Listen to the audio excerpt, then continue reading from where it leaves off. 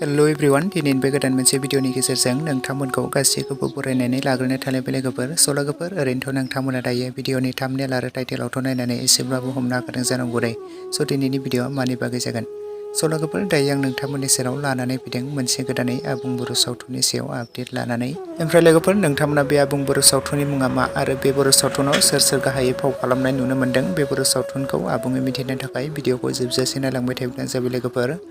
लोगोफोर बे बर' सावथुननि टाइटेल आरो थाम्बनेलनि मुङानो जादों रैखाथि ओमफ्राय लोगोफोर बे रैखाथि मुंनि आबुं बर' सावथुनावनो जों गाहायै फाव खालामनायखौ नुनो मोन्दों मोगथां नार्जारि, सनालि गयारि, फुलमनि नार्जारि आरो लोगोसे गोबांथार फाव खालामगिरिफ्रा बे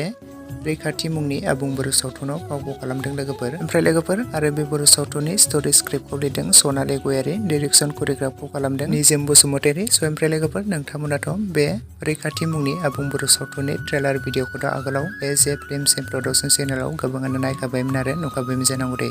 आरो नोंथांमोना बेनि फुल मुभिखौ जोबोरैनो नायनो थाखाय एक्साइटेड जाबाय थादोंमोन ओमफ्राय लोगोफोर बे रैखाथि मुंनि आबुं बर' सावथुननि एपिसड 1खौ बावैसो age A films and production चेनेलाव रिलिज खालामनानै होबाय दे लोगोफोर जुदि दासिमाव नोंथांमोना सोरबाफोर नायालासिनो थादोंब्ला बयबो age A films and production चेनेलावहाय बयबो थांनानै नायहैब्लानो जाबाय दे लोगोफोर ओमफ्राय लोगोफोर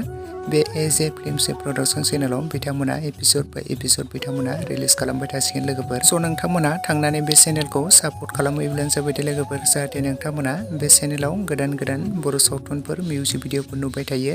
आरो बे बर' सावथुनखौ एपिसड बाय एपिसडै नायनो थाखाय नोंथांमोना चेनेलखौ साबस्क्राइब खालामनानै लाहैदो लोगोफोर आरो नोंथांमोना बे बर' सावथुननि एपिसड 2खौ नायनो थाखाय जोबोरैनो एक्साइटेड जानानै दं नामा जुदि नोंथांमोना बे बर' सावथुननि एपिसड 2खौ